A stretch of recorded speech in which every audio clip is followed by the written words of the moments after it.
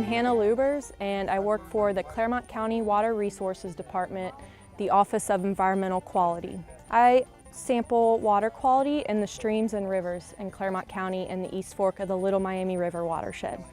We're trying to figure out if nutrient loads are being reduced by our treatment system here. So we have monitoring upstream and downstream of the agricultural best management practice that we put in.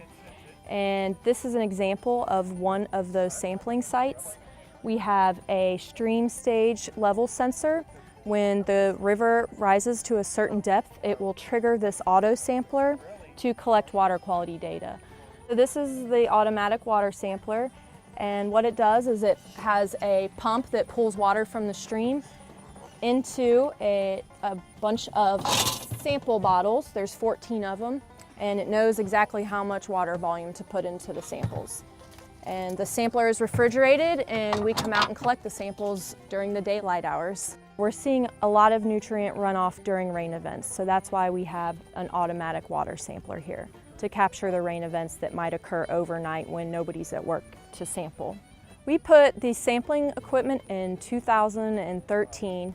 We wanted to collect data prior to the installation of the agricultural BMP, and then we want to collect data after the installation.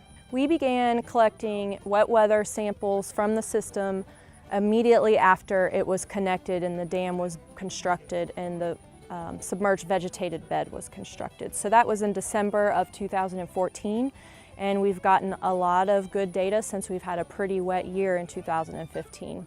So hopefully by the end of this year, by the end of 2015, we'll have some really good data. We'll have a lot of chemistry samples that we've collected.